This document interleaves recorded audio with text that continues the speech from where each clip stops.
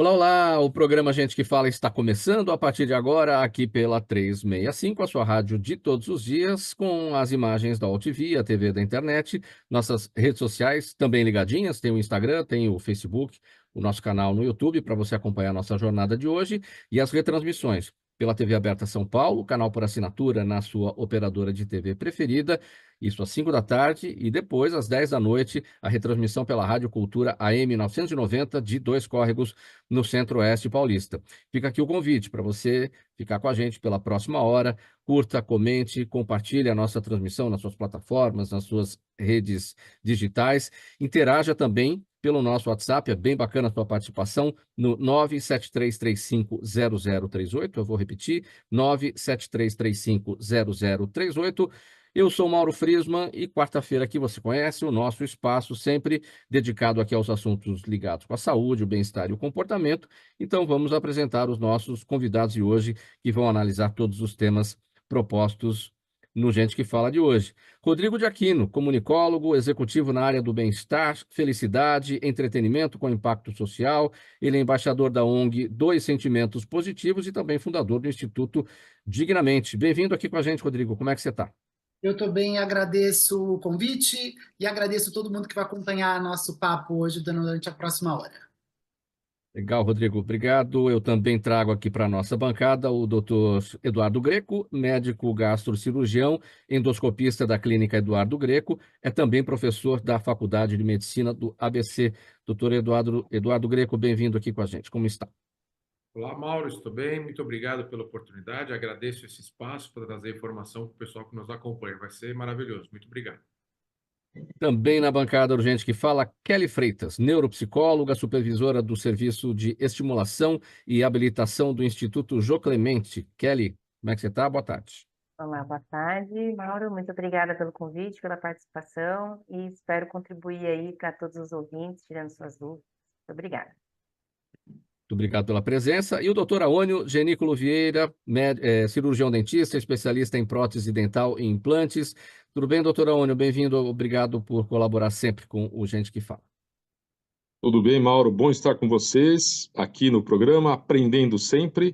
E é uma honra muito grande poder participar do programa. Grande abraço a todos. A doutora Aônio, indo aqui no sentido do que o doutor Aônio destacou, sempre aprendendo. Vamos então ao nosso primeiro assunto desta quarta-feira, como eu destaco, sempre com as questões da saúde, bem-estar e comportamento por aqui. Olha, pessoal, o relatório Global World Mental Health Day 2024, em português significa Dia Mental da Saúde Mental, ou Dia Mundial da Saúde Mental 2024, relatório esse realizado pelo Instituto Ipsos, mostra que o Brasil é o quarto país mais estressado do mundo, atrás apenas do Chile, que é o primeiro, a Suécia e depois a Austrália. Esse estudo foi feito com adultos entre 18 e 74 anos de idade e concluiu que 77% da população brasileira já refletiu sobre a importância de cuidar da saúde mental. E para os participantes da pesquisa, este é o principal problema de saúde enfrentado hoje no país. Em 2018, apenas 18% dos entrevistados tinham essa opinião. Eu começo esse tema com o Rodrigo de Aquino. Veja só, Rodrigo, 77% da população brasileira hoje em dia diz que já refletiu sobre a importância de cuidar da saúde mental, de acordo com essa pesquisa. E olha, há 7 anos, ou seja, em 2018, apenas 18% dos entrevistados pensavam assim. Tudo isso nos leva a crer que, nesse meio do caminho, com pandemia, esse percentual aí se elevou bastante e mexeu com as pessoas que passaram a se preocupar com esse tema. Como é que você avalia esses resultados? Você sabe, Mauro, que antes da pandemia já se imaginava que em 2020 a gente teria uma pandemia de ansiedade, né? E aí, com a chegada da pandemia, isso teve uma aceleração tremenda. Então, a gente tem um modelo hoje, um sistema de vida que oprime as pessoas, que deixa com que elas não se sintam com a capacidade de entregar o melhor que elas têm. As relações humanas estão cada vez mais tensas. As relações profissionais, né, a pressão por questões econômicas, financeiras também impactam muito na realização dessas pessoas e no seu bem-estar. E aí, com a chegada da pandemia, como você bem colocou, isso teve uma aceleração tremenda, e aí esse salto, né, de 18% para mais de 50% dos brasileiros aplicando, detectando que não estão com a sua saúde mental bem desenvolvida, isso é um grande alerta. E vale a pena a gente só destacar o seguinte, que hoje, toda a terceira, quarta-feira de outubro, se comemora o Dia Mundial da Dignidade. Então, hoje, 16 de outubro, é o Dia Mundial da Dignidade. E é o seguinte, não há saúde mental, não há felicidade, não há florescimento se a gente não tem dignidade. A dignidade é a porta de entrada para todos esses estados mentais positivos, né? Então, eu acho interessante a gente estar hoje reunidos aqui para a gente falar sobre todos esses assuntos e lembrar que a dignidade, ela é a capacidade de a gente se humanizar, né? Então, enquanto a gente se deixar levar por sistemas mais mecanizados e mais robotizados, a gente sempre vai estar colocando a nossa dignidade e a nossa saúde mental em risco. Em que medida a falta de dignidade compromete a questão da felicidade? Você que é um especialista nessa área e compromete a ponto de levar a esse estado de estresse que nós estamos falando aqui. O Brasil é o quarto do mundo mais estressado. Perfeito. Porque a dignidade, ela é quando o ser humano ele tem a sua humanidade preservada. E aí vamos colocar 4 pilares aqui que estabelecem o que é uma dignidade. Então, ter consciência de quem a pessoa é, do que ela pode, do que ela não pode. A partir daí, a questão da liberdade. Quando a gente fala de liberdade, é um conceito muito amplo, não é só a liberdade de expressão. Mas quando a pessoa ela entende que ela não pode sair, mudar de emprego, por exemplo, ela está presa em algum lugar. Então, ela acaba se submetendo a muitas situações porque ela não tem a liberdade de sair. Uma mulher, por exemplo, que ela vive uma situação de opressão dentro de casa, ela tem a sua liberdade cerceada. Né? A partir daí, ela não tem a sua segurança emocional, física, emocional, mental preservada.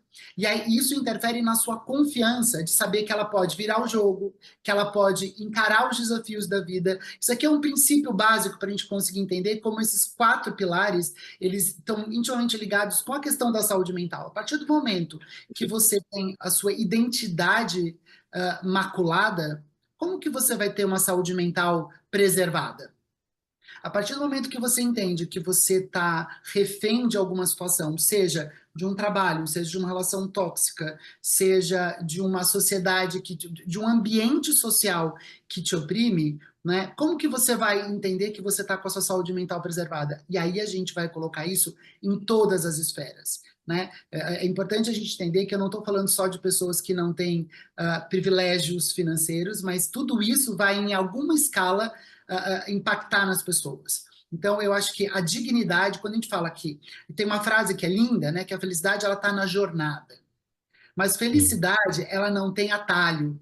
Então, o que acontece? É a dignidade, quando você coloca todo mundo no mesmo ponto de partida, que você cria uma sociedade mais feliz, com mais bem-estar, e ela consegue ter um desenvolvimento sustentável. Eu acho que esses são importantes para a gente falar. Kelly Freitas, a partir da sua área de atuação, essa análise. O Brasil é o quarto país mais estressado do mundo, atrás do Chile, da Suécia e da Austrália, de acordo com esse estudo, que aponta também que 77% da população brasileira já refletiu sobre a importância de cuidar da saúde mental, um salto percentual enorme. Aí, antes de 2018, apenas 18% dos entrevistados tinham essa opinião. Como é que você avalia? O que esse resultado nos aponta? Eu concordo muito com o que o Rodrigo falou, né? A gente já tinha essa previsão de aumento, né? Eu acho que o acesso excessivo às informações, essa rapidez que as informações chegam para nós, elas auxiliam, né? Elas contribuem com esse nível de estresse e a pandemia realmente acelerou esse processo. Aqui no Instituto Geo Clemente, nós trabalhamos com pessoas com deficiência intelectual. E no período da pandemia, essa foi uma grande preocupação para nós. Por quê? Porque para nós o isolamento já foi muito difícil, né, de quebrar essa rotina, nossa rotina de trabalho. E para as pessoas com deficiência intelectual, que já costumam ter uma rotina fixa, e quando essa quebra acontece de forma muito brusca, é muito difícil de compreender o porquê que não pode mais frequentar terapia, o porquê que não pode mais frequentar um instituto, por exemplo. Então, no período da pandemia, nós fizemos uma força-tarefa aqui para poder ouvir essas famílias, ouvir essas pessoas que são atendidas por nós, para poder promover, inclusive, atividades que elas pudessem realizar nesse período, né, dentro de casa, a gente fazia esse acompanhamento, porque a gente sabia que isso seria um impacto brutal na vida deles. Então, realmente, foi algo que trouxe, ainda traz muito impacto para nós, todos, como população em geral, e aqui a gente sentiu isso muito fortemente na vida das pessoas com deficiência intelectual. Doutora Aônio, o estresse faz mal para a mente, faz mal para o corpo, faz mal para os dentes, né? A gente aperta os Mal para dentes os dentes. Bruxismo, apertamento dental. O estresse é terrível para ele. E realmente a pessoa que não se cuida com relação ao estresse, ele acaba ficando sem dentes, porque o desgaste dos dentes, o bruxismo, o estresse conduz a pessoa para o bruxismo. E tem que procurar cuidados com o profissional cirurgião dentista. Eu percebo isso, os pacientes no consultório que chegam, né, até hoje, porque eu vejo que na época da pandemia foi feito um trabalho de marketing muito grande para botar o terror na população mundial, não foi só no Brasil. Do fique em casa, use máscara, fique 3 metros de distância. Então deixou a população em geral com medo. E o medo gera o estresse, não tem jeito. Aumenta o cortisol.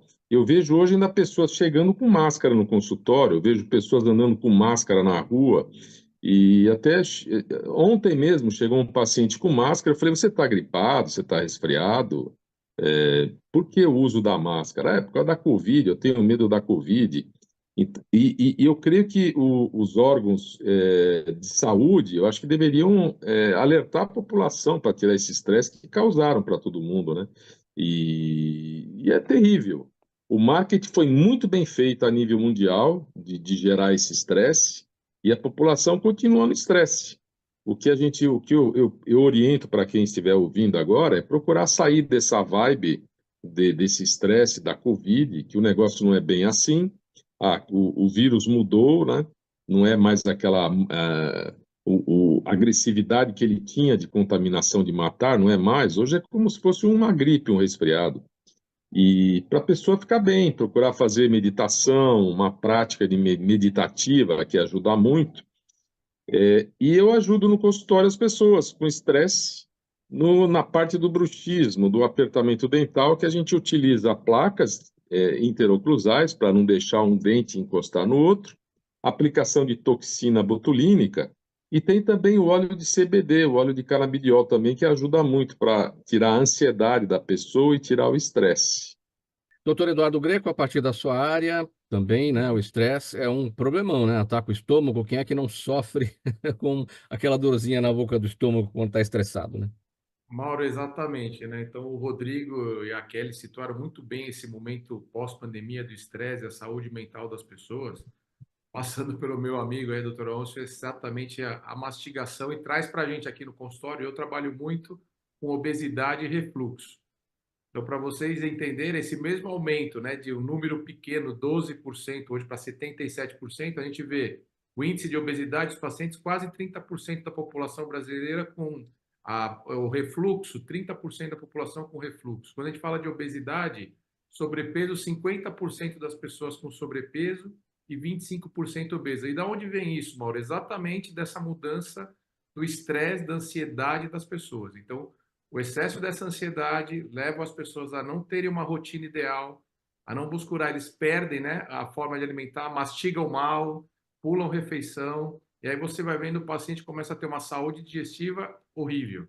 Então, os pacientes, o estresse muda tudo. Então, o paciente tem um refluxo, você tem que correr atrás, você fala para ele, se você está uma semana, sabe, Mauro, na praia, descansando, você tem algum momento dor no estômago, refluxo? Não, doutor, eu não sinto nada. Eu piso no meu trabalho, eu fico maluco.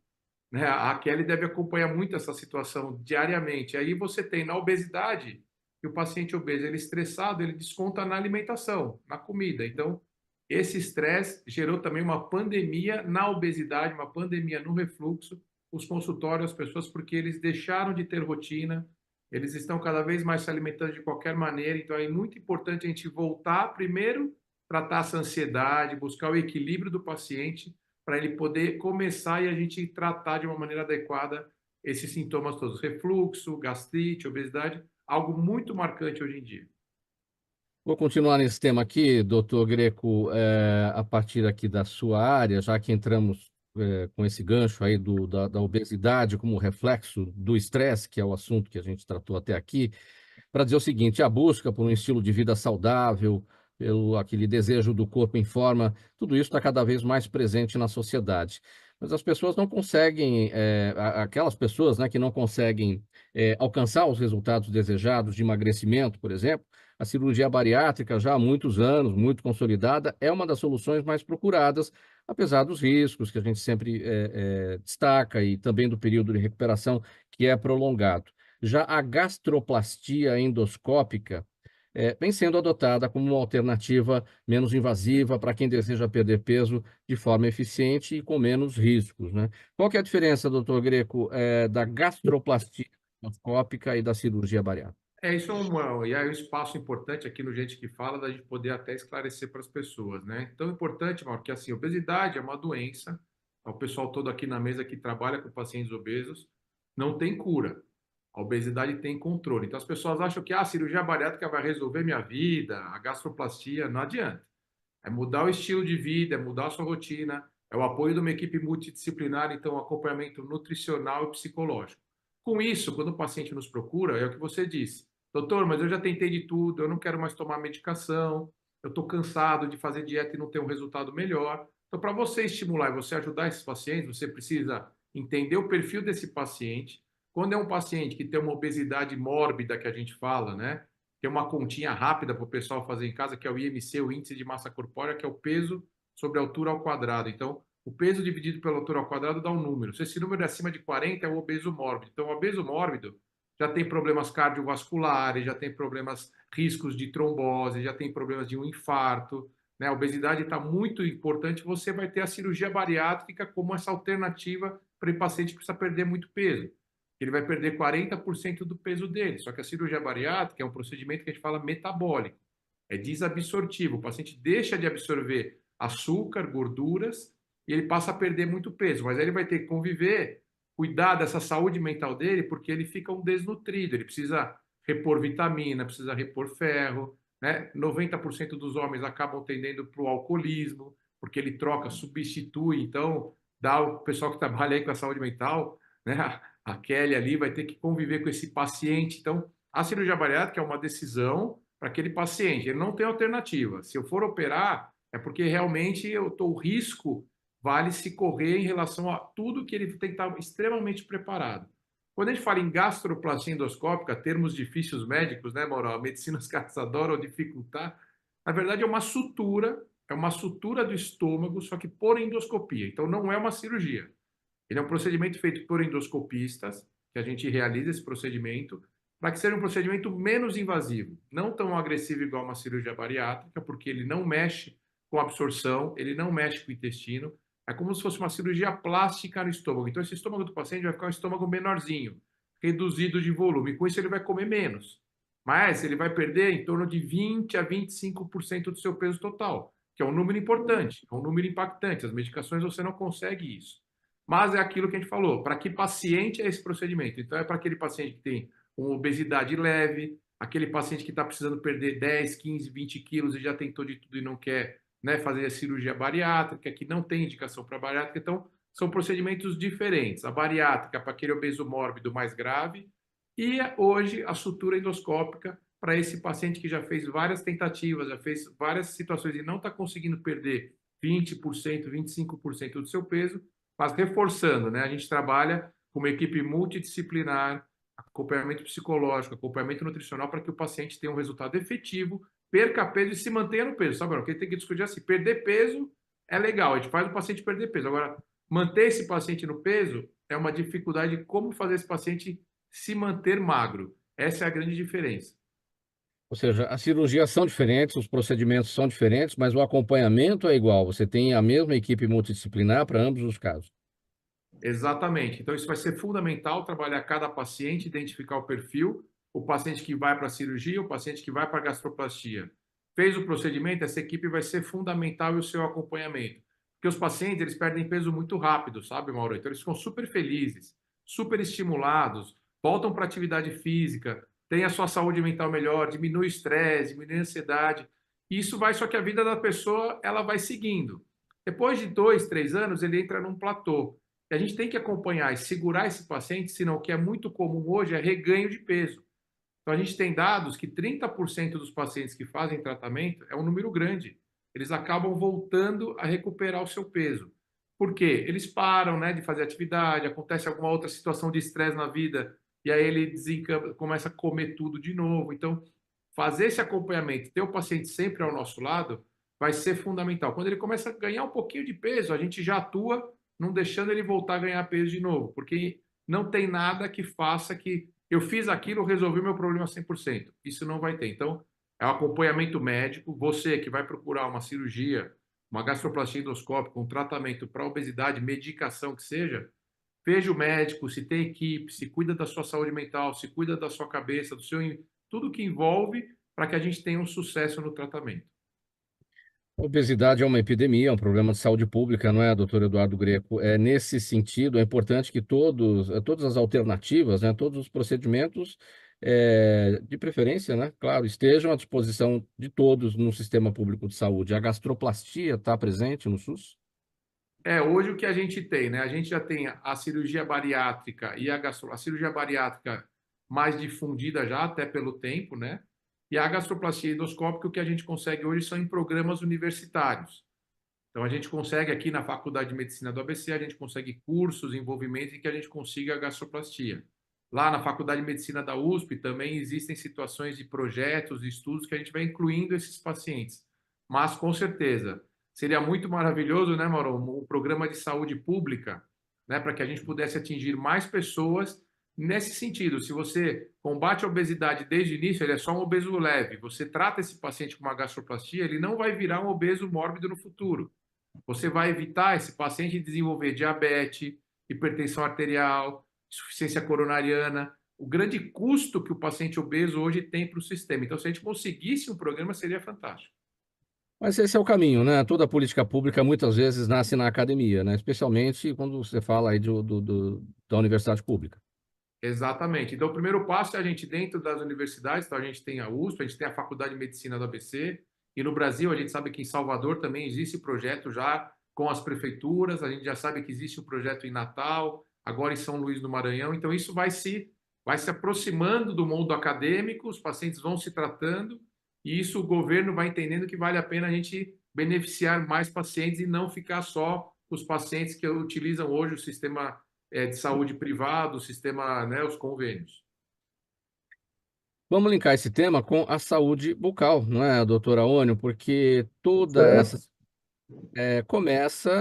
todo o processo de digestão de alimentos começa onde? Começa pela boca, a partir do trabalho feito pelos dentes, né? Que precisam ser sempre muito bem cuidados a vida toda. E quando acontece a perda dentária, a reabilitação oral é a opção como um tratamento ideal para melhorar a mastigação, a autoestima e até a fala do paciente, não é, doutora Aônio? A reabilitação oral é muito importante, até na parte de emagrecimento, de controle, que o pessoal, o ser humano, ele precisa mastigar, os dentes foram feitos, o processo digestório começa na mastigação. E eu sempre oriento os meus pacientes mastigar pelo menos 25 vezes o alimento antes de fazer a deglutição, de engolir o alimento. E para isso ele precisa ter dente, não adianta. A gente reabilita o paciente para desdentados totais com próteses totais removíveis, que é a famosa chapa, a dentadura. Só que essa dentadura, ela devolve para o paciente 30% de eficiência mastigatória. Ou seja, o paciente que usa a dentadura em cima e embaixo, ele só amassa o alimento, ele não consegue fazer o corte, fazer essa trituração desses alimentos. E nós temos as próteses, no caso, sobre implante. Quando ele é feita uma cirurgia de colocação de implantes para esse paciente, nós devolvemos para ele 98% de eficácia mastigatória. Se for essas próteses tipo protocolo, Então, nós colocamos pelo menos 4 implantes inferiores e na parte da maxila superior 6 implantes e uma prótese fixa em cima. Com isso, a gente devolve para o paciente a eficiência mastigatória e a parte estética. E esses tratamentos, às vezes, Mauro, não são rápidos.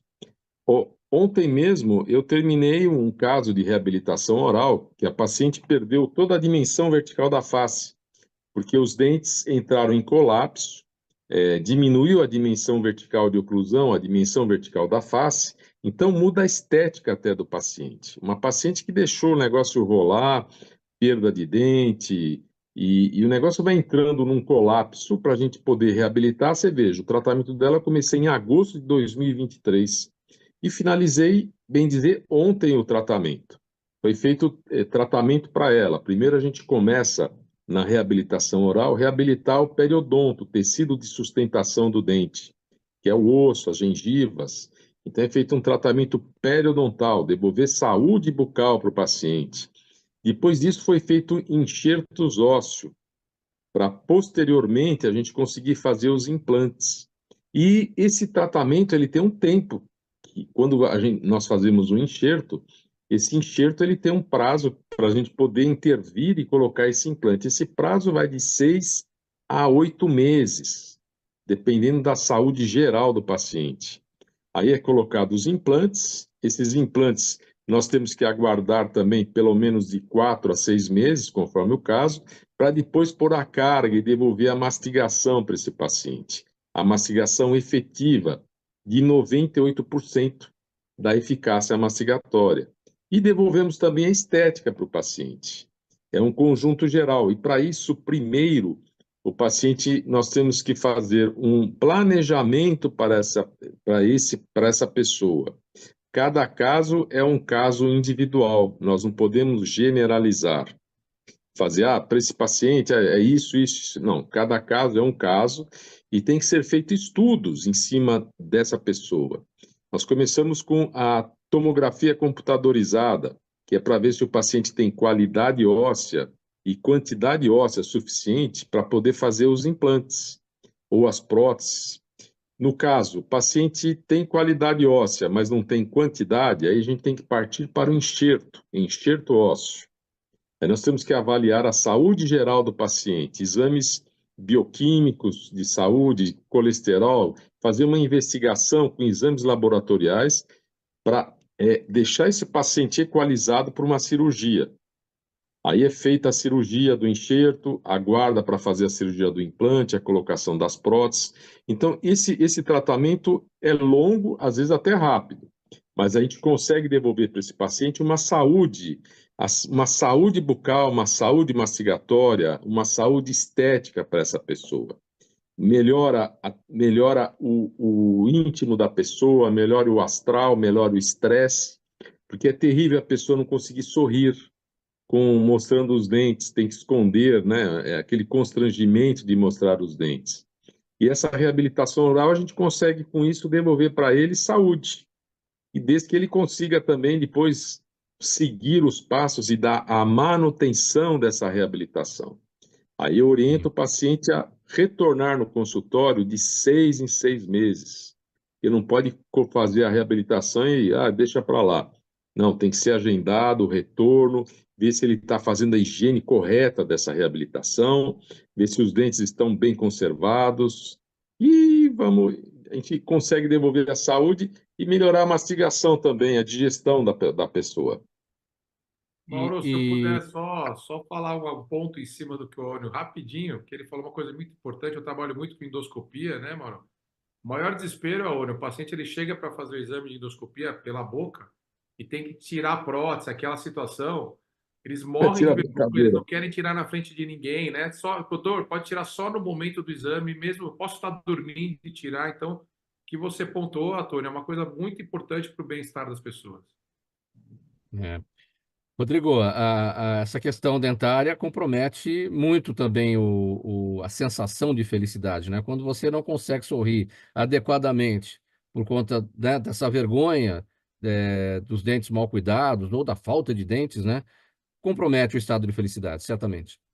O doutor Eduardo e o doutor Aônio trouxeram dois pontos que são muito importantes para a gente falar, que é a questão da autoestima, né? Quando você. E aí você tem. Porque é um ciclo que a gente não sabe muito bem onde começa. Se é a ansiedade que vai gerar a compulsão por comer e que vai gerar a obesidade, se é a ansiedade, daí a ansiedade que vai gerar o bruxismo e que daí você vai. Tudo, na verdade, você percebe que elas estão intimamente interligadas. E eu não gosto de colocar como, apesar de ser o início, geralmente é no nosso comportamento, no nosso jeito de pensar e interpretar o mundo. O jeito de você mudar esse sistema pode ser através de uma visita ao Dr. Aônio ou através da visita do Dr. Greco, que vai ter esse movimento de autoestima, de redescoberta, né?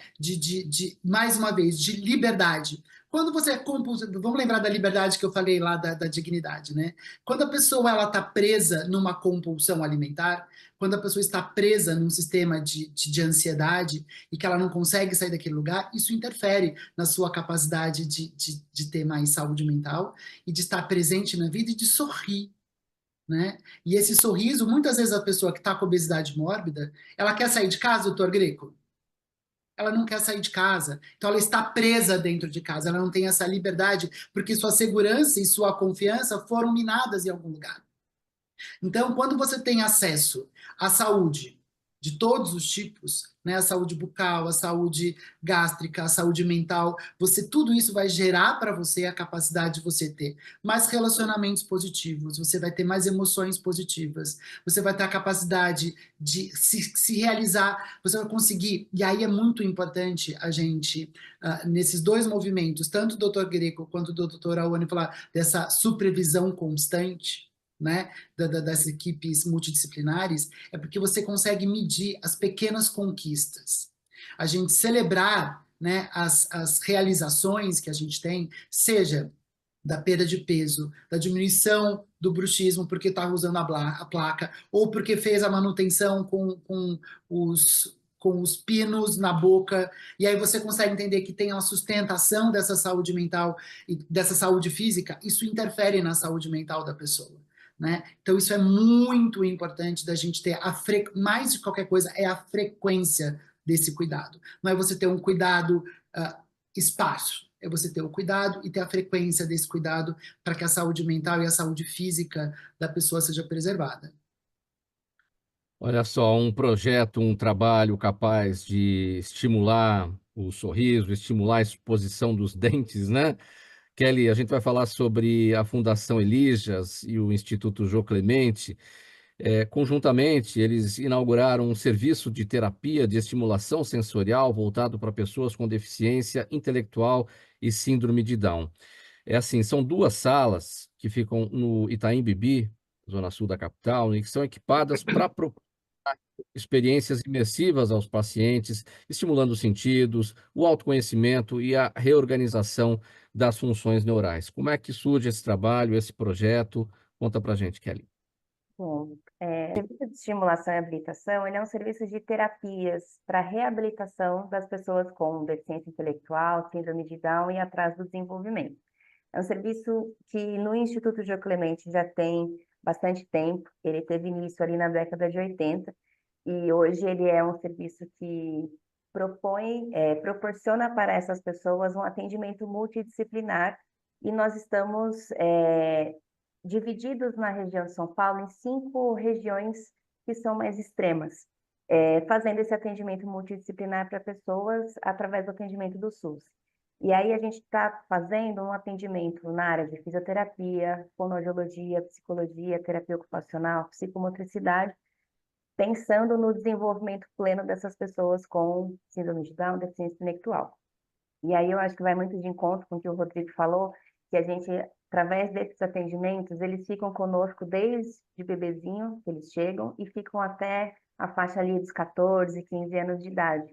E como eles têm muita dificuldade de ter autonomia, eles precisam desse apoio, a gente, com esse trabalho multidisciplinar, proporciona isso, para que eles consigam ter a sua própria independência, para que eles desenvolvam a sua autoestima, para que eles alcancem essa felicidade. E através do projeto da Sala de Estimulação Sensorial, nós trouxemos um modelo diferente de atendimento, para poder usar as duas salas, né? Cada uma delas tem um objetivo específico. A sala branca, como você falou, Mauro, ela traz um atendimento mais inovador, mais tecnológico, com pisos interativos, com jogos interativos, trabalhando toda essa questão de autonomia, porque tem vários jogos, por exemplo, do que fazer numa situação, por exemplo, reciclagem de lixo, qual lixo eu tenho que destinar um mais específico. Já a sala negra, ela trabalha mais as questões atencionais, de concentração. Então, através dos nossos atendimentos, todas as especialidades conseguem utilizar essas duas salas, trabalhando todos esses pontos que são extremamente importantes para que eles consigam ter a sua autonomia e independência. A criação dessa sala foi em parceria com a Fundação Beneficente Elijah Glixmani. Nós fizemos esse projeto, apresentamos para eles, fomos aprovados e tivemos o fomento aí para conseguir proporcionar esses atendimentos para a nossa população. Você falou das duas salas, uma clara e a outra escura. A escura ela é mais voltada para os pacientes da síndrome do espectro autista, não? Na verdade, as duas salas elas são utilizadas para todos os tipos de transtornos do neurodesenvolvimento, não só o autismo. Mas neste momento, a gente está focando nos atendimentos das crianças e adolescentes com síndrome de Down e deficiência intelectual. Para vocês terem uma ideia, hoje a gente atende cerca de 1.300 crianças por mês. Realizamos 12.000 terapias por mês. Então, contando todas as unidades, né? Então, ela é, sim, útil para pessoas também do espectro autista, mas neste momento a gente está trabalhando muito fortemente as questões sensoriais, de atenção, de comportamento com as nossas crianças atendidas. Atende pelo SUS, como é que tem alguma parceria? Tem alguma novidade nesse sentido? Não, eu Então, cheguei a ver alguma reportagem recente em alguma emissora, acho que vai nesse sentido, não? Isso, a gente faz e a gente está destinando esses atendimentos todos 100% para o SUS. Então, hoje a gente fica ali na unidade do Itaim Bibi, mas a gente vai expandir para as outras unidades também. A chegada do paciente para o nosso atendimento é via unidade básica de saúde, então nós temos agendas que são reguladas pela prefeitura, então todos os pacientes são encaminhados pela UBS de referência, né, unidade básica de saúde, fazem uma avaliação e aí eles entram para os nossos atendimentos todos multidisciplinares. E cada um deles, de acordo com a faixa etária, ele tem uma programação terapêutica específica. E para os mais velhos, a gente desenvolve, então, toda essa parte de autonomia e independência. Qual a possibilidade de expansão desse trabalho para outros bairros de São Paulo, né? A cidade é tão grande, até para a região metropolitana e o interior. A gente tem hoje atuação especificamente dessas terapias no município de São Paulo. Hoje a gente tem unidade na Zona Norte, na Zona Sul, na Zona Leste e Centro-Oeste. Então a gente fica dentro a gente chama de equipamentos públicos de saúde, né? Então a gente está dentro da unidade básica de saúde, em parceria com a Secretaria Municipal da Saúde.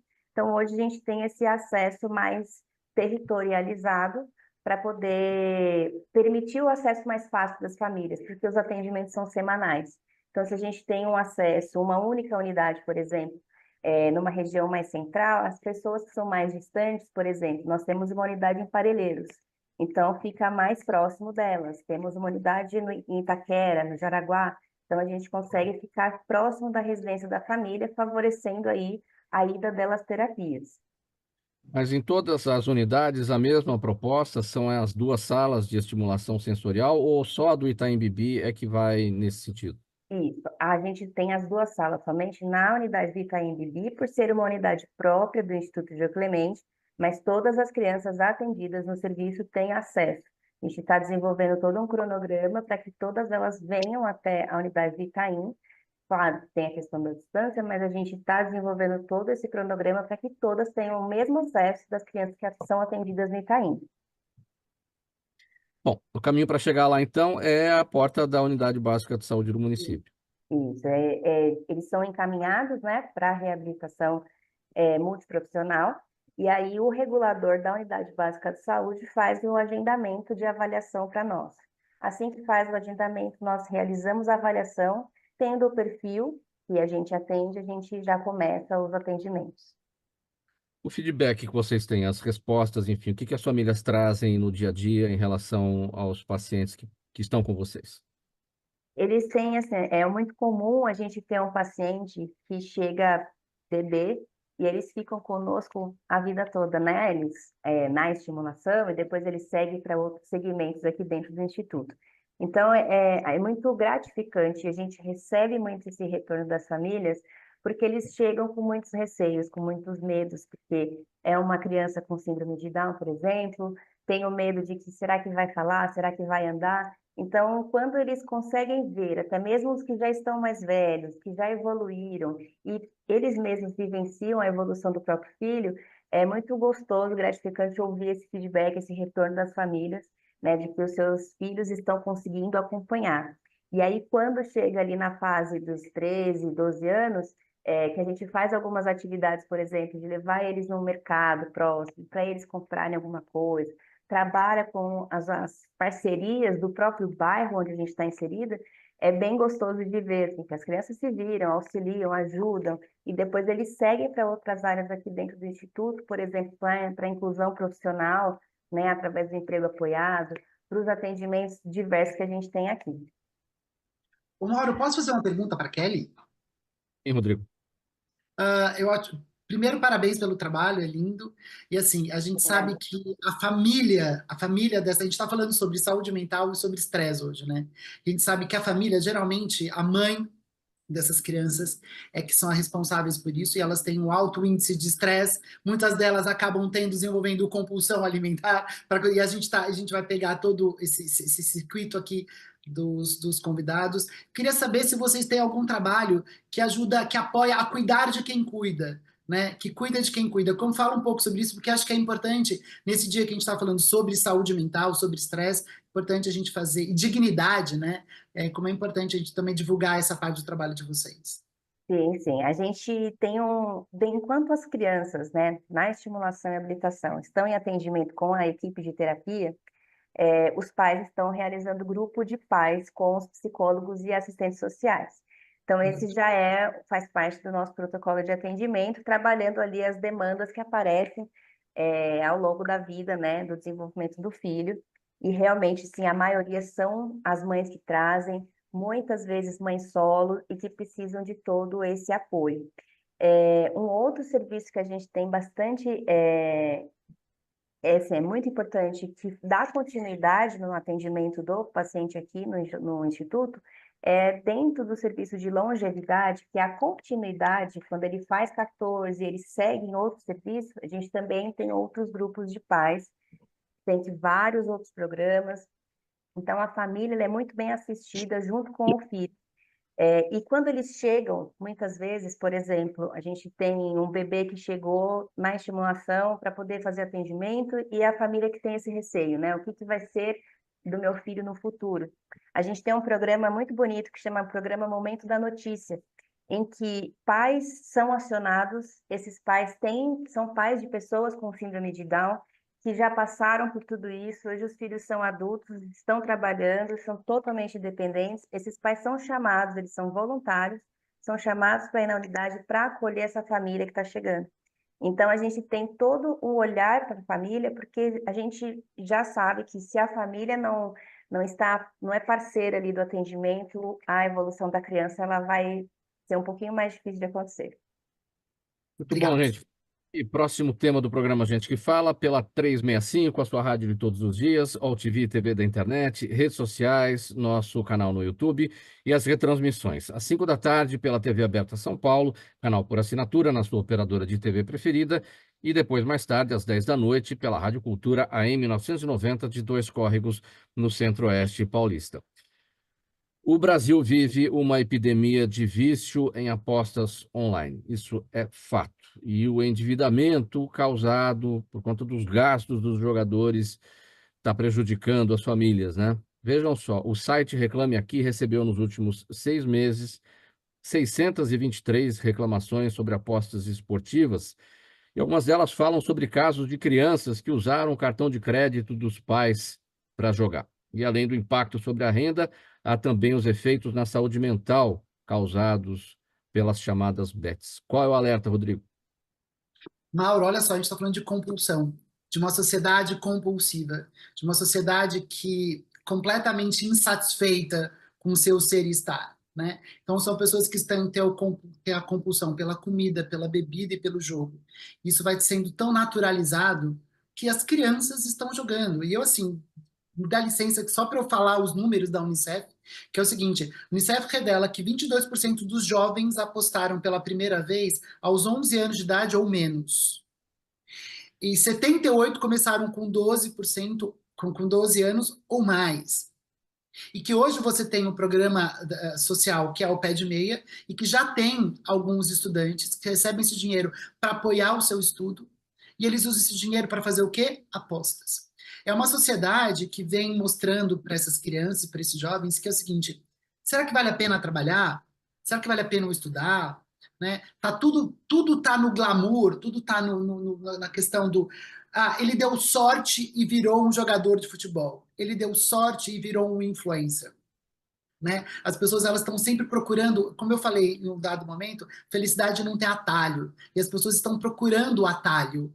Né? E aí, nessa compulsão, e aí tem muito a ver, e o doutor, ele pode falar, o doutor Greco pode falar um pouco mais depois sobre a ação da dopamina no cérebro, né? Que é o seguinte, como você tem essa questão da repetição, a gente começou pelo mundo dos likes, quero like, like, like, like, like, like, e agora eu quero o quê? Quero comprar, comprar, comprar, comprar, jogar, jogar, jogar, jogar, jogar, sem a pessoa ter noção, sem ter autonomia diante desse desejo compulsivo. Mais uma vez eu estou falando o quê? Ausência de liberdade, ausência de consciência, né?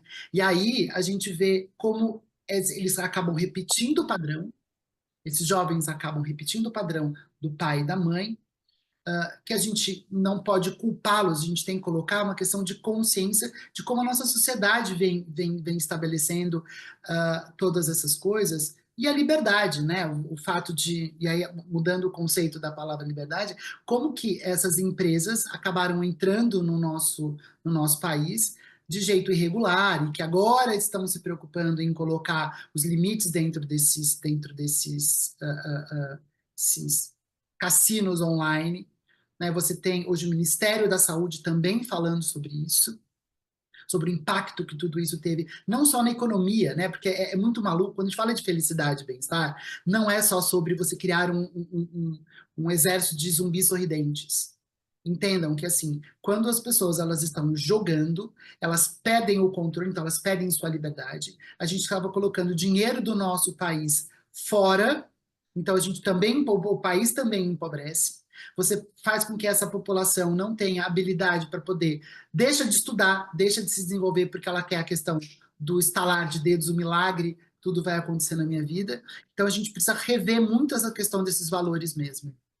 Interessante esse conceito de que o jogo vai promover um crescimento da economia por conta da arrecadação de impostos, né? Sem pensar no quanto os efeitos sobre a saúde vai gerar de necessidade de tratamento, quanto isso vai representar de perda também financeira para as próprias famílias. Tudo isso pode ser muito maior, né, do que essa ideia inicial de que o jogo vai movimentar e o país vai crescer né? Enfim, toda essa situação que faz com que as pessoas embarquem cada vez mais no jogo. O importante é a gente criar, eu chamo sempre esse nome de polos de felicidade. Né? É importante a gente, e o Jonathan Haidt, que acabou de lançar um livro chamado Geração Ansiosa, ele também fala sobre isso, a importância de você ter espaços onde esse jovem ele saia da frente da tela e vá poder brincar, jogar, correr, ele pode tocar música. Então, hoje ele não quer mais ficar numa rodinha tocando violão, mas que tenha uma mesa de som para poder fazer beatbox, para poder fazer rap, para poder fazer funk, para poder fazer o que for, mas em coletividade. É importante a gente criar pontos onde as pessoas se ressocializem, se humanizem novamente, para elas poderem resgatar a sua humanidade. Né? Quando elas ficam presas dentro das telas, elas estão abrindo mão da sua liberdade, logo eles estão abrindo mão da sua dignidade. Então, é uma trama muito complexa, né, que envolve saúde mental, crescimento sustentável da sociedade e tudo mais. Gente, perguntas da nossa audiência, vamos a elas. Tem perguntas aqui para todo mundo e eu vou pedir bastante brevidade nas respostas para a gente conseguir chegar no final e atender toda a nossa audiência, tá bom?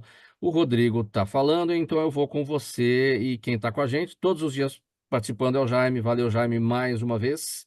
Ele quer saber, Rodrigo, em que medida a religião e a fé podem contribuir para o bem-estar e a felicidade de cada um, de cada pessoa. A espiritualidade é uma força de caráter muito, e a transcendência é uma virtude que a gente entende que ela ajuda ao desenvolvimento da felicidade, do bem-estar, mas quando a gente fala de virtude, virtude está sempre no meio do caminho. A gente tem que tomar cuidado para que essa fé e essa espiritualidade não vire fanatismo, porque dela vira uma outra compulsão que adoece as pessoas. Então, quando a religiosidade e a espiritualidade ela te leva ao meio do caminho, te leva ao equilíbrio, ela vai ser super funcional para a felicidade e a saúde mental da população. Doutora Ônio, a Rosana está com a gente, ela pergunta sobre essa questão de preço, né, em relação ao tratamento de reabilitação oral, como é que isso está, né, se é acessível. É muito acessível porque foi globalizado a odontologia e, inclusive, as empresas que estão fora do Brasil, eles subsidiam para nós termos acesso melhor de compra. Então, eu compro um implante aqui suíço mais barato do que na Suíça. Mas, fora isso, hoje no Brasil nós temos empresas maravilhosas que têm produtos tão bons quanto aos importados por um preço muito melhor, porque você não tem a taxa de importação. Hoje, uma cirurgia de implante é o custo de de um tratamento de canal. Páreo a páreo ali, é pareado. Então, está muito fácil e é só querer reabilitar que nós temos acesso. Inclusive, eu recebo pacientes do mundo inteiro, porque a odontologia aqui no Brasil, ela é bem em conta. Então, eu recebo pacientes de fora que, com o custo que eles fazem lá fora, eles conseguem vir para o Brasil, fazer o tratamento, vir passear e voltar para o país deles.